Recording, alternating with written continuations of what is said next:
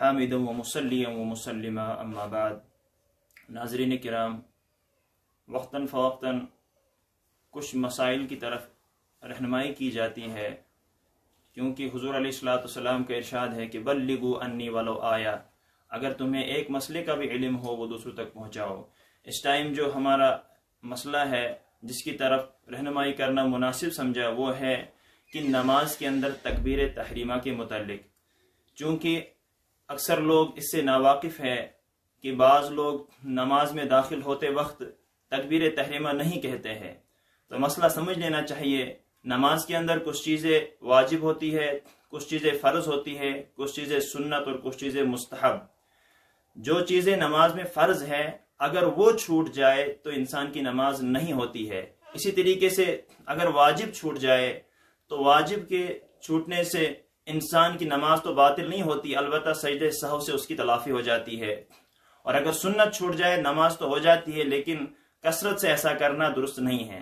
اس time جو مسئلہ ہے، اکثر لوگوں کو ہم نے دیکھا کہ نماز کے اندر جو ہی وہ آ جاتے ہیں صرف کبھی کبھی ہاتھ اوپر اٹھاتے ہیں اور نماز میں داخل ہو جاتے ہیں، حالانکہ تکبیر تحریمہ، نماز کے اندر تکبیرات کی دو قسمیں ہیں۔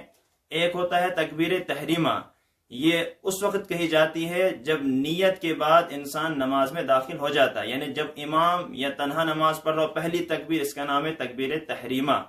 اور دوسری تکبیرات جو ہے رکوع سے سجدے میں جاتے ہوئے، قیام سے رکوع میں، رکوع سے پھر قیام سے سجدے میں جاتے ہوئے جو تکبیرات ہیں ان کا نام ہے تکبیرات انتقالیہ۔ یہ تکبیرات انتقالیہ تو سنت ہے، البتہ تکبیر تحریمہ فرض ہے، لہذا جس وقت انسان نماز شروع کرے ہر ایک نمازی پر، چاہے وہ امام ہو، چاہے وہ مقتدی ہو، چاہے وہ منفرد یعنی تنہا نماز پڑھتا ہو، اس پر تکبیر تحریمہ کہنا فرض ہے۔ اور صاحب ہدایہ رحمۃ اللہ علیہ نے کہا ہے کہ یہ فرض ہے، اور کہا اس سے مراد تکبیر تحریمہ ہی ہے، لہذا ہر نمازی جب نماز شروع کرے کم سے کم پہلی والی جو تکبیر ہے اتنے زور سے اس کو کہنا ضروری ہے کہ کم سے کم اپنے کان سنے۔